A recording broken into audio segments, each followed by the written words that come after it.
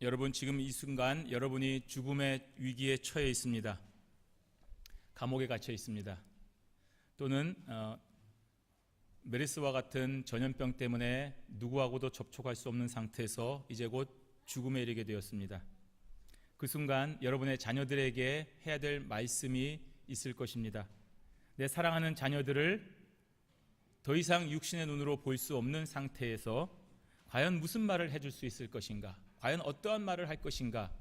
여러분이 한번 생각을 해보시면 많은 것들이 생각이 날 것입니다. 특별히 그리스도인으로서는 더더욱 더 많은 일들이 생각나지만, 오늘 사도 바울은 자신의 영의 아들 디모데에게 바로 그러한 심정으로 작성한 것이 이 디모데 전 후서가 되겠습니다. 감옥에 갇혀 있습니다. 여기를 나갈 수 있다는 그런 보장이 없는 상태에서 자신의 아들, 영의 아들 디모데에게 자신이 할 수 있는 마지막 말을 남긴 것이 바로 이 디모데 전후서가 되는 것입니다.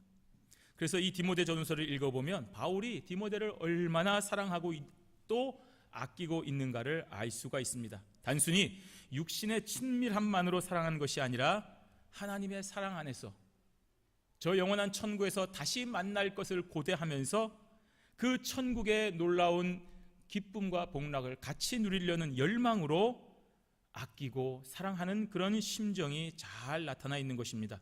그렇기 때문에 주의 말씀으로 권면하는 이 서신을 남길 수가 있었습니다. 이처럼 성도가 하나님의 사랑으로 다른 사람을 사랑하면 하나님의 능력이 나타나는 것입니다.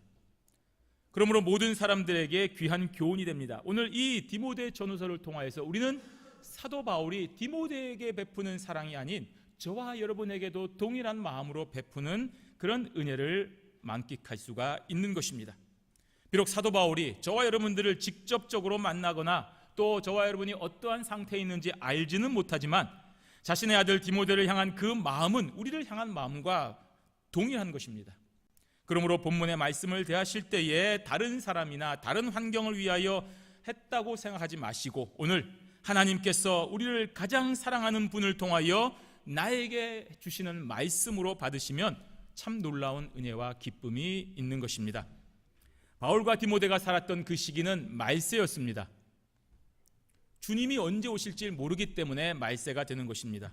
그러면 저와 여러분이 살아가는 지금도 말세가 되는 것입니다. 과연 2019년이 우리에게 오게 될지, 2018년이 우리에게 아무 이상 없이 왔듯이 2019년도 우리에게 올 수 있다는 보장은 어디에도 없습니다. 내일이라도 우리 주님께서 오시면 우리는 이 시기를 끝내야 되는 것입니다.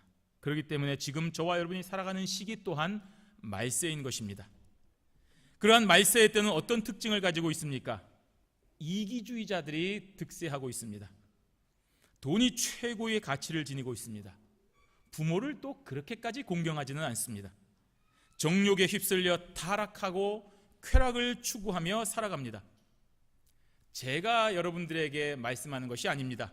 디모데후서 오늘 본문 3장 2절에서 5절에 보시면 이러한 말세를 이렇게 말하고 있습니다. 사람들이 자기를 사랑하며 돈을 사랑하며 자랑하며 교만하며 비방하며 부모를 거역하며 감사하지 아니하며 거룩하지 아니하며 무정하며 원통함을 풀지 아니하며 모함하며 절제하지 못하며 사나우며 선한 것을 좋아하지 아니하며 배신하며 조급하며 자만하며 쾌락을 사랑하기를 하나님 사랑하는 것보다 더하며 경건의 모양은 있으나 경건의 능력은 부인하니 이 같은 자들에게서 내가 돌아서라고 말씀합니다. 하나님의 말씀입니다. 이러한 세상, 이러한 특징을 가지는 세상이 말세인 것입니다. 그러니 지금 말세가 맞는 것입니다. 자, 그러면 하나님의 사람은 이러한 세상에서 어떻게 살아야 됩니까? 바울은 디모데에게 이 같은 자들에게서 내가 돌아서라 하고 있습니다. 그렇습니다. 저와 여러분들은 돌아서야 됩니다. 끊어져야 된다는 말입니다. 떠나라는 말입니다. 정에 이끌리면 안 됩니다. 내 가족들이 다 저기에 있는데 나도 어쩔 수 없이 여기 있어야 됩니다. 그게 아닙니다. 끊어야 된다는 말입니다. 돌아서라는 말입니다. 하나님을 부인하고 하나님을 대적하고 하나님의 법도를 지키지 않는 저 나쁜 무리들로부터 과감하게 돌아서야 된다는 것입니다. 그것이 신자의 길입니다. 눈물이 흐르죠. 마음이 아프죠. 내 사랑하는 자녀가 저기 있는데, 내 귀한 부모가 저기 있는데 그 가까운 거리도 가지 못하고 철책으로 가로서 있는 그 저 넘어 보이는 땅도 이렇게 가슴이 아픈데 영원히 떠나야 된다니 얼마나 가슴이 아프겠습니까? 하지만 돌아서야 되는 것입니다. 그것이 신자의 길이라고 했습니다. 바울이 참 무정한 사람이라서 이런 권면을 하는 것입니까? 자신도 떠났기 때문에 그러는 것입니다. 자신이 하나님을 대적하다가 다메섹 도상에서 예수 그리스도를 만나고 어떤 것이 진리의 길인 것을 알았기 때문에 떠날 수가 있었던 것이고, 그렇게 떠나보니 자신이 살았던 삶이 하나님을 정말로 대적하는 그런 멸망의 삶이었던 것을 알게 되었습니다. 그래서 디모데에게 그러한 자들의 삶에서 너희들이 단호하게 떠나야 된다라고 말하는 것입니다. 실제로 바울은 예수 그리스도를 만난 이후에 완전히 달라지는 삶을 살았습니다. 그런데 이것이 바울의 위대함이 아닙니다. 바울이 대단한 결심을 한 것이 아닙니다.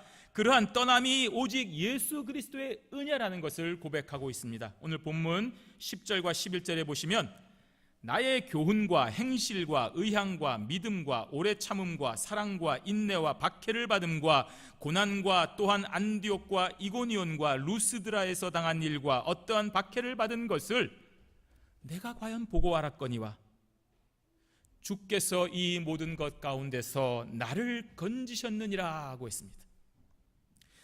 바울은 정말 많은 고난 당했습니다. 고린도후서 11장을 읽어보시면 바울이 어떤 고난을 받았는지 그 내용이 어느 정도 나옵니다.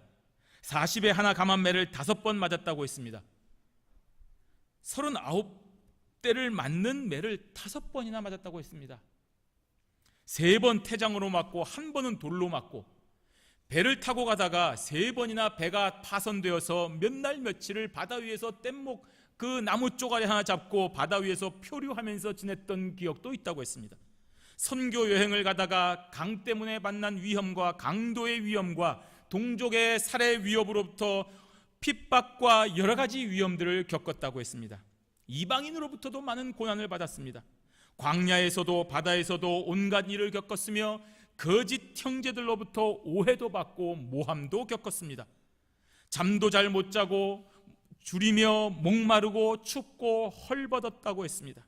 심지어 곡식이나 동물을 달아내리는 그 광주리에 몰래 숨어서 성벽을 탈출하는 그런 수모도 겪었다고 했습니다. 물론 바울이 당한 이러한 모든 고난을 디모데는 직접적으로 보았고 또 간접적으로 들어서 잘 알고 있습니다.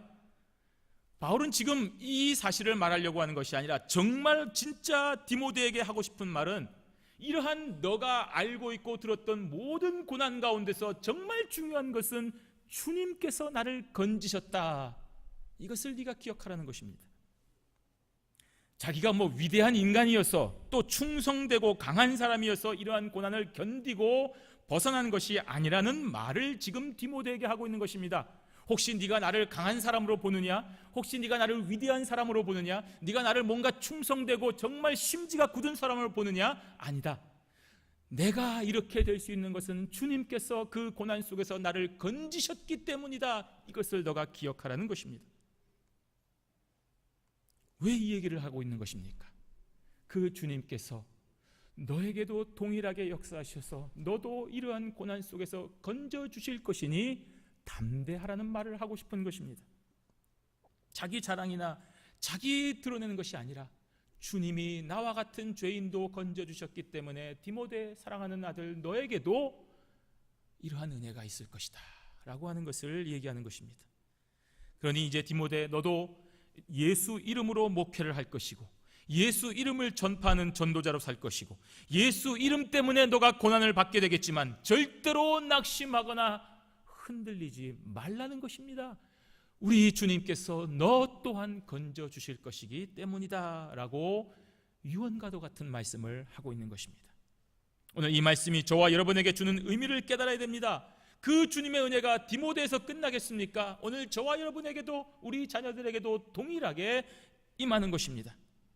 여러분, 이 세상에서 잘 먹고 잘 사는 것은 나의 희망이지 하나님의 뜻은 아닌 것입니다. 지금 이 멋진 신앙의 고백을 전하는 바울이 어떠한 상황에 있는지 우리는 알고 있습니다. 로마 황제가 마련했던 좋은 거처에서 안전하고 편안한 생활을 하면서 이 말을 쓰는 것이 아닙니다. 우리가 알고 있는 폭군 네로의 통치 말기에 저 지하 감옥에서 점점 육신이 쇠약해지는 상황에서 기록한 유언입니다. 더구나 바울 곁에서 수동들은 바울을 도와주던 자들이 그 긴 감옥 때문에, 다른 사람 핍박 때문에 하나씩 둘씩 여러 가지 사정으로 떠나가고 있는 상황이었습니다. 오직 의사였던 누가만 곁에 있는 그런 외로운 시점입니다. 실제로 이 일을 기록한 이에 얼마 지나지 않아 바울은 순교를 당하게 됩니다. 그러면 여러분 상식적으로 생각해 보십시오. 누가 보아도 기독교의 뼈대를 이룬 위대한 사도의 마지막이 이런 것이라고 여러분 믿을 수 있겠습니까? 그렇지 않은 최후입니다. 정말 모욕을 당하고 버려지는 최후입니다. 그런데 어떻게 지금 이 순간 주께서 이 모든 것 가운데서 나를 건지셨다라고 고백을 할 수 있습니까? 감옥에 여전히 있으면서 어떻게 이런 고백을 할 수 있는 것입니까? 도대체 사람들의 조롱과 구경거리로 전락한 죽음 앞에서 이러한 고백이 무슨 정당성이 있고 무슨 감동으로 우리에게 다가올 수가 있는 것입니까? 그것은 우리가 바로 이러한 핍박과 고난 중에서 바울의 생명을 건지셨다고 이해하는 것이 아니라 그 엄청난 핍박과 고난과 여전히 우리에게 닥쳐오는 핍박과 어려움 속에서도 사도 바울은 예수 그리스도를 믿는 믿음에서 전혀 흔들림이 없도록 지켜주셨다는 사실을 우리가 기억을 해야 되는 것입니다. 여기에 초점을 맞춰야 주께서 우리를 건지셨느니라 라고 하는 고백이 우리의 고백이 되는 것입니다. 내가 지금도 아프고, 내가 지금도 힘들고, 내가 지금도 고난받고, 내가 지금도 여전히 나의 앞길이 안개와 같이 보이지 않는 그 길이지만 내가 주님을 믿고 고백하는 그 믿음이 있으니 주께서 나를 건지셨다라고 할 수 있는 것입니다. 사도 바울은 유대교에서 가졌던 그 엄청난 기득권을 다 포기하고 예수 십자가에 굴복했습니다. 그 십자가 앞에 자신의 인생을 던졌습니다. 그것 때문에 모진 핍박을 받고 고난을 당했습니다. 그러면 다시 옛날로 돌아갈 수도 있는 것입니다. 내가 이런 고난과 이런 핍박받으려고 내가 예수 십자가에 내 삶을 던졌느냐? 다 필요 없다. 돌아갈 수 있습니다. 마음만 돌려먹으면 지금이라도 이전보다 더한 대우를 받을 수 있는 길이 여전히 바울에게 있는 것입니다. 다시 가말리엘 문화로 돌아가면, 다시 옛날 사람들로 돌아가면 얼마든지 바울은 대접을 받고 환대를 받고, 내가 잠시 기독교에 돌아간 것이 그 기독교가 무엇을 말하는지 알려고 했다라고만 하면 얼마든지 예전보다 더 좋은 위치로 돌아갈 수가 있었습니다. 화려하게 살 수도 있고, 쓸쓸하게 감옥에 있지 아니하고, 정말 책도 쓰고 사람도 만나며 강연도 하는 즐겁고 보람된 삶을 살 수가 있습니다. 그런데 그것이 건짐이 아니라는 것입니다. 사람들은 바울에게 너가 믿는 예수가 그런 감옥에도 구해주지 않는데 그런 예수를 너가 지금 나보고 믿으라고 하는 것이냐? 너 정신 차려라. 너 미치지 않았냐? 그런 상황에서도 흔들리지 않고 예수 그리스도는 살아계신 하나님의 아들이며 나를 죄에서 구원하신 구세주이십니다. 그것을 당신도 믿으셔야 됩니다 라고 하는 것이 주께서 이 모든 것 가운데서 나를 건지셨다라는 고백이 되는 것입니다. 여러분, 믿음 생활하시면서 얼마나 어려운 일들을 많이 당하셨습니까? 나 혼자 제일 먼저 믿었기 때문에 가족으로부터 참 내몰림을 당하는 경우도 있었을 것입니다. 사람으로부터 정말 시어머니의 모진 핍박에서도, 남편의 반복되는 구타와 핍박에서도, 부모로부터 내쫓기는 그 혈연의 단절과 같은 사형 선고에서도 흔들리지 않고 내가 예수를 포기할 수 없다라고 하는 그 신앙을 유지했을 때에 주께서 나를 건지셨다라는 고백이 나의 고백이 되고 참 가슴 깊이 바울의 고백을 받아들일 수가 있는 것입니다. 여러분, 이 교회 생활하면서 참 얼마나 많은 상처가 있으십니까? 사람으로부터 받는 상처가 있습니다.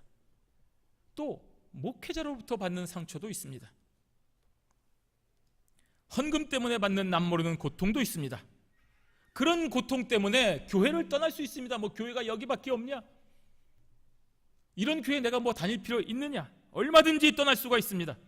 그럼에도 불구하고 교회를 떠나지 아니하고 무엇인가 하나님의 뜻이 있을 것이다. 이러한 고통과 이러한 괴로움과 이러한 연약함 속에서도 무엇인가 하나님께서 이 교회를 통하여 나에게 주시는 무엇인가 뜻이 있을 것이다 라고 생각하고 그 자리를 유지했을 때에 언젠가 이것 때문에 하나님이 나를 여기에 있게 하셨구나, 이것 때문에 그 많은 고난 속에서도 나를 지켜주셨구나 라고 하는 고백을 할 때에 사도 바울이 했던 주께서 나를 건지셨느니라 라고 하는 이 고백이 나의 고백이 되는 것입니다. 믿는 사람이라는 것 때문에 사회에서 따돌림을 당할 때가 있습니다. 야, 넌 술 한 잔도 못하냐? 함께 즐겁게 쾌락을 유지하는 이 시기에 넌 꼭 그렇게 판을 깨야 되겠냐라고 비웃음을 받을 때가 있습니다. 그렇게 사는 것이 예수 믿는 것이면 나는 그렇게 예수 믿고 살지 않을랜다, 차라리 내 주먹을 믿어라, 차라리 내 돈을 믿겠다라고 하는 말에 상처를 받는 아픔이 저와 여러분의 삶에 얼마든지 있습니다. 적당히 받을 거 받고 또 줄 거 주고 챙겨줄 거 챙겨주고 그렇게 불의를 하면서 조직에서 일원으로 인정받고 살 수 있는데도 불구하고 그런 불법과 탈법적인 편법적인 행위를 하지 못해서 좌천되거나 승진이 못되고 또는 잘리는 경험이 있을 것입니다. 남들처럼 다른 사람을 웃으면서 속이지 못하고 짓밟지 못해서 무능하고 어리숙한 사람이라고 손가락질을 당해서 남몰래 흘리는 눈물이 있습니다.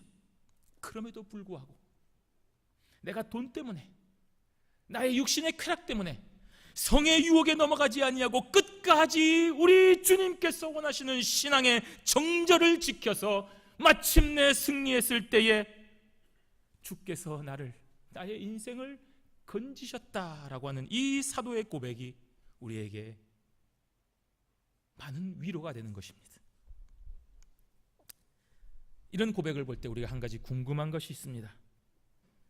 세상의 온 천하의 왕이 되시는 하나님을 믿는 성도가 왜 저런 자들한테 이렇게 모욕을 당하고 왜 저 불의한 사람들로부터 핍박을 당해야 되는 것입니까? 사도 바울은 믿는 사람에게 이러한 핍박과 고난이 예외 없이 필연적으로 찾아오는 이유는 바로 우리가 경건하게 살고자 하기 때문이다 라고 알려주고 있는 것입니다. 오늘 본문 12절을 보십시오. 우리 한번 같이 읽도록 하겠습니다. 무릇 그리스도 예수 안에서 경건하게 살고자 하는 자는 박해를 받으리라. 그렇습니다, 여러분. 예수 안에서 경건하고 거룩한 삶을 살려고 했기 때문에 박해를 받는 것입니다. 하나님의 법도를 지키고 하나님의 말씀을 지키며 올바르게 살아가려고 하기 때문에 핍박을 받는 것입니다.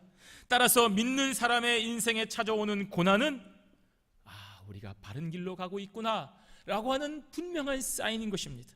그리고 그 고난과 핍박을 피하지 않고 그 고난과 핍박에 임해서 우리의 삶을 멈추지 않고 도망가지 않고 그 한가운데를 그래, 우리 하나님께서 나와 함께 하시니 내가 이 핍박을 통과할 수 있다라고 정면으로 돌파함으로써 승리의 영광을 누릴 수가 있는 것입니다. 그 모든 핍박과 고난 가운데 살아계신 하나님께서 우리를 지켜주시고 돌봐주시기 때문인 것입니다. 바울은 디모데에게 오늘 마지막으로 유언과도 같은 서신을 통하여서 이 분명한 사실을 믿고 끝까지 확신하기를 바라는 것입니다. 디모데야, 너의 삶에 핍박과 고난이 온다고 해서 혹시라도 당황하거나 두려워하지 말아라. 그것은 디모데, 네가 올바른 방향으로 가고 있다는 가장 확실한 증거라는 것이다. 그리고 계속하여 그 바른 길로 전진하기를 바란다.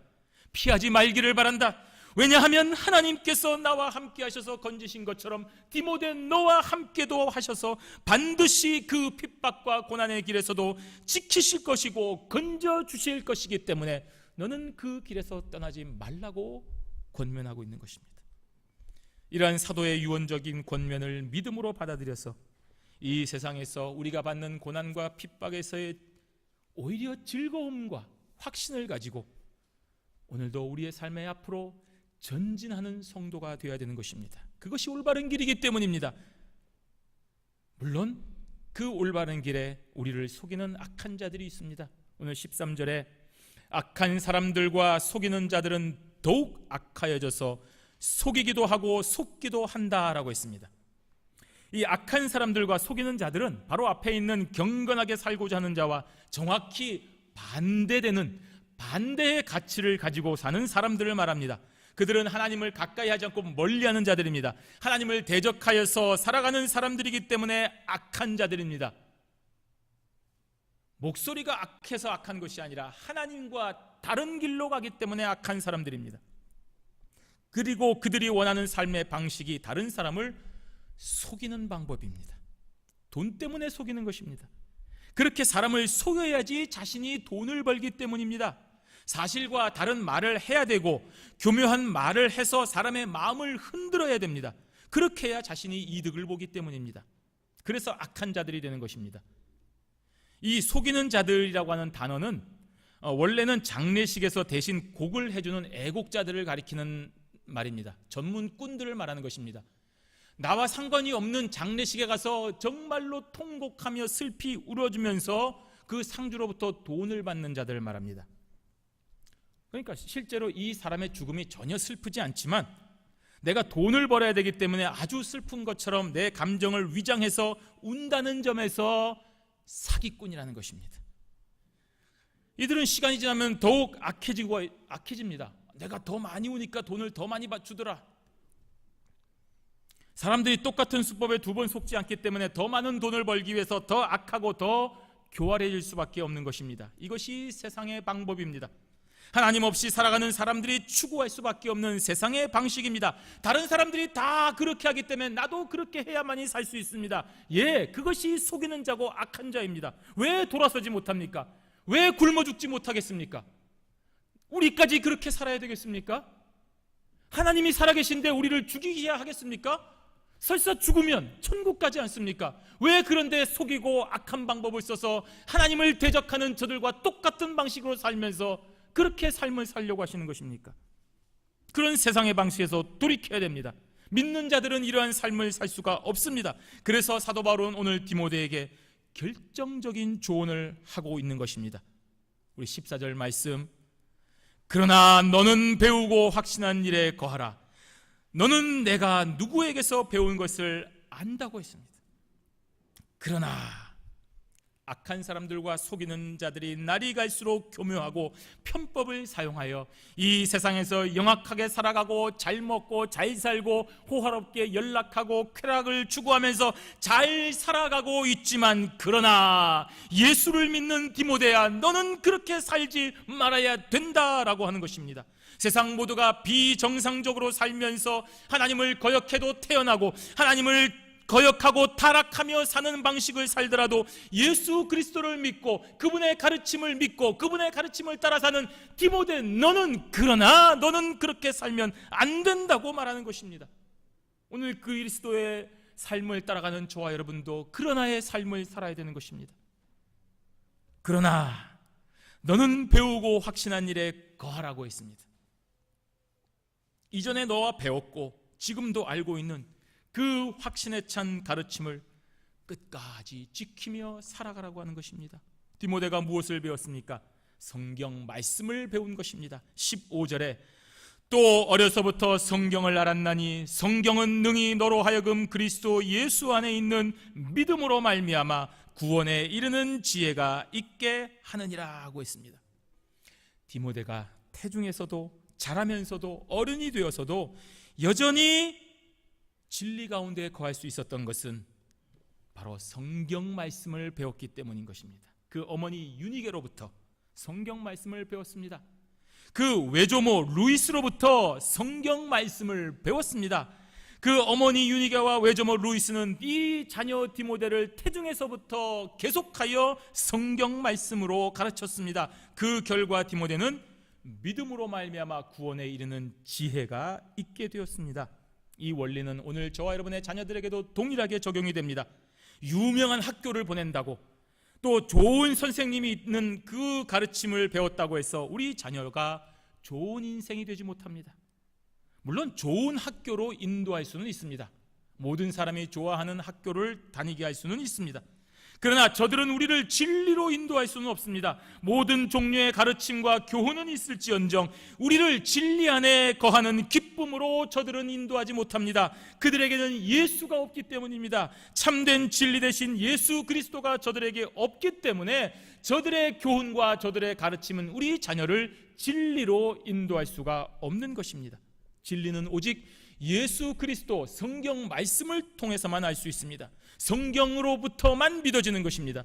그렇게 믿어진 예수 그리스도를 우리의 입으로 고백하는 믿음이 우리를 구원에 이르게 하는 것입니다. 우리 어머니가 들려주신 성경 말씀, 우리 어머니가 남몰래 나를 위해 눈물을 흘리며 기도했던 그 기도가 우리의 인생에 여전히 있기 때문에 우리는 진리이신 예수 그리스도를 따라 오늘도 올바른 길을 갈 수가 있는 것입니다. 때로는 술에 취해 비틀거리고 때로는 음녀의 유혹에 잘못된 길로 갈지라도 그 어머니의 기도와 성경 말씀이 우리를 회개하게 하고 다시금 진리 가운데로 돌아오게 하는 것입니다. 어떻게 성경이 그런 일을 가능하게 합니까? 성경은 바로 살아계신 하나님의 말씀이기 때문입니다. 오늘 16절에 모든 성경은 하나님의 감동으로 된 것으로 교훈과 책망과 바르게 함과 의로 교육하기에 유익하니라고 했습니다. 이 성경 말씀이 한 명이 쓴 것이 아닙니다. 수많은 기간 동안에 수많은 사람들이 전혀 스스로 알지 못하지만 제각기 각자의 장소에서 자신들의 언어와 자신들의 환경 속에서 기록했던 책입니다. 그 66권의 책이 인간의 기록이 아니라 하나님의 섭리하심으로 이루어진 거룩한 책이 될 수 있는 이유는 바로 이 성경책이 하나님의 감동으로 쓰여진 것이기 때문입니다. 여러분, 이 세상의 원리는 과학적으로 밝혀질 수 있고 또 증명될 수도 있지만 영적인 원리는 절대로 사람의 힘으로 증명할 수가 없습니다. 그래서 세상 사람들이 이 사실을 믿지 못하겠다고 해도 우리는 저들을 설득할 수가 없습니다. 야, 그 성경책을 너 믿을 수 있니? 난 믿을 수 있어. 나에게 설명해봐. 설명할 수 없어. 설명할 수가 없습니다. 설득할 수 없습니다. 그러한 사람들을 위해서 우리는 기도하는 방법 외에는 없습니다. 오직 믿음으로만 이것을 고백할 수 있기 때문입니다. 성경이 하나님의 영감으로 쓰여졌음을 믿고 경험한 수많은 우리 믿음의 선진들의 고백을 우리는 잘 알고 있습니다. 우리 어머니, 아버지, 천국에 계신 할아버지, 할머니 그 기도와 그 믿음을 우리는 알고 있습니다. 어떤 방법으로도 해결할 수 없었던 삶의 문제를 정확하게 진단해주고 정확하게 해결해주는 것이 바로 하나님의 감동으로 기록된 성경 말씀입니다. 하나님의 말씀이기 때문입니다. 우리의 죄로 인하여 헤어날 수 없었던 사망의 골짜기에서 어떻게 살 것인가 방황하고 있을 때에 성경 말씀이 우리를 올바른 길로, 구원의 길로 인도해 주신 은혜를 저와 여러분은 분명히 기억해야 됩니다. 성령께서 우리를 감동시키셔서 이 사실을 믿고 있고 교회로 가야 된다고 생각하고 예배를 드려야 된다고 생각하고 있는 것이 바로 그 명백한 증거요 은혜인 것입니다. 그렇지 않으면 여기서 예배할 이유가 뭐가 있습니까? 왜 여기 나옵니까? 왜 우리의 시간과 우리의 돈을 쓰면서 우리의 마음을 쓰면서 이 자리에서 예배할 이유가 전혀 없습니다. 지금 우리가 여기 있다는 것, 그것이 바로 하나님의 은혜인 것입니다. 이것이 기적입니다. 하나님이 우리를 사랑하셔서 믿음이라는 선물을 주신 것이기에 기뻐하며 이 자리에서 예배할 수 있기 때문에 우리는 예배할 때마다 하나님 감사합니다. 하나님께서 영광을 받으셔야 됩니다. 저와 같은 죄인을 구원하여 주셔서 하나님께서 부르셨다는 사실을 믿어서 고백하게 하시니 감사합니다. 이 모든 것이 하나님의 은혜입니다 라고 영광을 주님께로 돌리는 것입니다. 여러분, 그렇게 좋은 선물을 받았으니 또 이것이 진리의 말씀이라고 굳게 믿으시니 여러분만 알고 있는 것이 아니라 사랑하는 자녀에게 가르치는 것입니다. 좋은 것이기 때문입니다. 어디 가서 맛있는 음식 먹으면 야, 여기 맛있더라 하고 여러분의 자녀를 데려가는 것이 여러분의 마음 아니겠습니까? 이 좋은 진리의 말씀을 나만 믿고 너는 너 인생이니까 알아서 하라고 할 부모는 없습니다. 분명 우리 자녀에게도 유익할 거라고 확신하기 때문에 바울은 이 성경 말씀이 자녀들에게 교훈과 책망과 바르게 함과 의로 교육하기에 유익하다라고 말씀하고 있는 것입니다. 사랑하는 자녀들에게 가장 중요하고 필수적인 것은 바로 성경 말씀을 가르치고 배우고 익히게 하는 것입니다. 그것이 가장 중요한 가치가 되지 않으면 우리는 자녀들을 훌륭하게 키울 수가 없습니다. 자녀들을 반석 위에 세우는 것이 아니라 모래 위에 두는 것입니다. 학벌이, 재산이, 내 유산이, 많은 인맥이 우리의 자녀를 든든하게 만들어줄 것 같습니까? 한순간에 무너질 수 있는 모래 위인 것입니다. 그러나 성경 말씀으로 우리를 가르치면 반석 위에 우리 자녀들이 서 있게 되는 것입니다. 오늘날 교회에서 어린아이들이 사라지고 있다고 합니다. 왜 사라집니까? 그 이유는 부모가 자녀를 성경 말씀으로 가르치지 않기 때문입니다. 왜 안 가르칩니까? 부모가 성경을 믿지 않기 때문입니다. 굳이 성경을 가르치는 것이 효과적이라고 생각하지 않기 때문에 성경 외에 다른 방법을 더 유익하다고 생각하고 더 효과적이라고 생각하고 있기 때문에 굳이 자녀들에게 성경 말씀을 가르치지 않는 것입니다. 그렇기 때문에 자녀들이 굳이 교회에 가지 않습니다. 적당히 저항하면, 적당히 핑계대고 길을 쓰고 부모에게 거역하면 부모들이 물러서기 때문입니다. 굳이 내가 자녀들과 이렇게 의가 상하면서까지 교회를 고집할 필요는 없다고 생각하기 때문입니다. 그만큼 성경을 하나님의 말씀으로 믿지 않기 때문에 자녀들을 적당히 놔두고, 그러니 어린아이들이 교회에서 사라지는 것입니다. 교훈과 책망과 바르게 함과 의로 교육하지 않기 때문입니다. 그 결과는 자녀로 하여금 진리에서 멀어지게 하는 것입니다. 예수 그리스도를 만나지 못하게 하는 것입니다. 그러한 자녀의 삶은 세상에서 성공할 수도 있습니다. 이 시간에 더 열심히 공부하고 이 시간에 더 열심히 다른 것을 해서 남들보다 더 좋은 대학에 갈 수도 있고 더 좋은 기회를 잡을 수도 있습니다. 그래서 세상 사람들로부터 인정받는 성공이라고 하는 그 자리에 있을 수도 있습니다. 그러나 진리 안에 온전한 자는 되지 못합니다. 17절 말씀에 이는 하나님의 사람으로 온전하게 하며 모든 선한 일을 행할 능력을 갖추게 하려 함이라고 했습니다.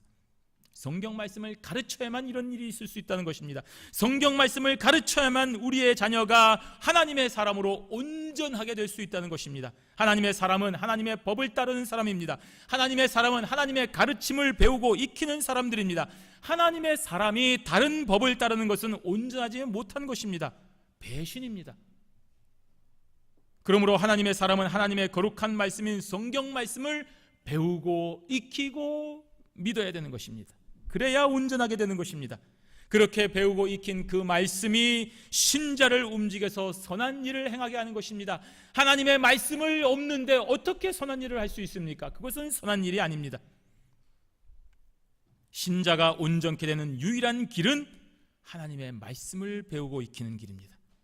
그렇기 때문에 자녀들에게 성경 말씀을 가르치셔야 됩니다. 그래야 우리의 자녀들이 하나님의 사람으로 온전하게 자라며 마침내 하나님의 선한 일을 실천하며 살 수 있는 능력 있는 하나님의 자녀들이 되는 것입니다. 그렇게 어려서부터 성경 말씀을 가르쳤을 때에 저들의 인생은 배우고 확신한 일에 거하게 됩니다. 알고 행하는 자가 되는 것입니다. 그리스도인답게 살아가게 되는 것입니다. 그래서 어디를 가든지 부모의 곁을 떠나서도 하나님이 기뻐하시는 거룩한 길을 갈 수가 있는 것입니다. 어디를 가든지 하나님의 사람답게 좁은 길을 가면서도 즐거워할 수 있고 봉사하고 희생하며 손해보는 삶을 살면서도 그것이 진심으로 기뻐하는 신자의 길인 것을 알고 살아갈 수가 있는 것입니다. 때로는 핍박을 받아도, 때로는 고난을 받아도 좌절하거나 포기하지 않고 이것이 바로 내가 올바른 길을 가고 있다는 명백한 증거인 것을 믿고 기뻐하며 찬송과 기도로 하나님이 기뻐하시는 길을 걸어가는 우리의 자녀가 될 수 있는 것입니다. 그것이 장부의 삶인 것입니다. 사랑하는 성도 여러분, 그리스도 예수 안에서 경건하고 거룩하게 살고자 하는 자는 반드시 박해를 받는다고 했습니다. 이 세상이 악하기 때문입니다. 악한 사람들이 더욱 악해져서 우리를 더욱 괴롭히기 때문입니다. 속이는 자들은요, 눈 하나 깜짝하지 않고 우리를 속여서 자기의 이득을 취하려고 합니다. 더 교묘하게 속입니다. 그래서 신자들이 박해를 받고 고난을 당하는 것입니다. 믿어주기 때문에 박해를 받고 고난을 받는 것입니다. 그러나 신자인 우리는 배우고 확신한 일에 거해야 됩니다. 오리를 가자고 하면 십리를 가라고 했습니다. 겉옷을 달라고 하면 속옷도 주라고 했습니다. 원수를 사랑하기까지 하라고 했습니다. 70번씩 7번이라도 용서해 주라고 했습니다. 그것이 주님께서 가르쳐주신 성경 말씀입니다. 그 성경 말씀을 기억하고 그 말씀대로 믿는 고백적인 삶을 살아야 됩니다. 이것이 바로 구원에 이르는 지혜를 배운 성도의 삶입니다. 아이고, 그렇게 살면 망합니다. 그렇게 살면 비참합니다. 안 그렇습니다. 그렇게 살아도 망하지 않습니다. 그렇게 살아도 비참하지 않습니다. 그렇게 산 북한의 삶과 그렇게 살았던 우리 남한의 삶을 비교해 보십시오. 어느 것이 복된 삶입니까? 어느 것이 잘 사는 삶입니까? 하나님의 말씀을 믿고 나누어주고 기도해주고 나누어준 삶이 더 하나님으로부터 복된 삶이 되는 것입니다. 지금 우리가 읽고 고백하는 이 성경 말씀은 하나님의 감동으로 된 것임을 기억하고 그 말씀의 교훈과 책망을 겸손하게 받아서 실천하고 돌아봐야 되는 것입니다. 회개해야 됩니다. 혹시 여러분 주어진 이 말씀 앞에, 여러분의 앞에 이거는 아니지, 내가 이렇게까지 해서 살 수 없다고 합리화하지 마십시오.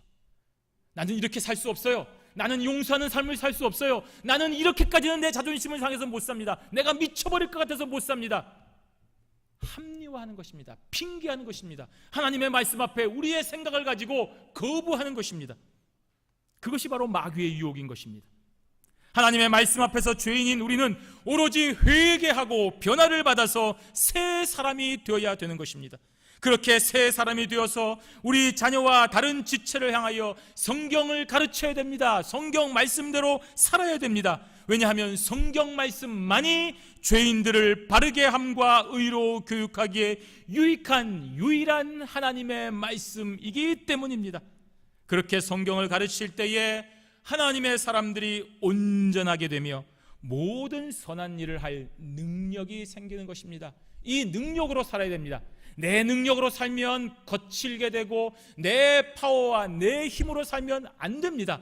하나님이 주시는 능력으로 살아야만이 하나님의 일을 할 수가 있는 것입니다. 우리가 살고 있는 이 세상은 각자의 이익을 위해서 남을 속이는 악한 일을 행한다 하더라도, 그러나 저와 여러분들은 예수 그리스도를 구주로 고백하는 신자이기 때문에 배웠던 이 성경 말씀을 따라 배우고 확신한 일에 거하는 성도가 되어야 되는 것입니다. 그렇게 예수 안에 거함으로써 우리 하나님의 나라를 위하여 아름다운 삶을 살아가는 거룩하고 아름다운 성도가 되시기를 주님의 이름으로 축원합니다. 아멘. 기도하겠습니다.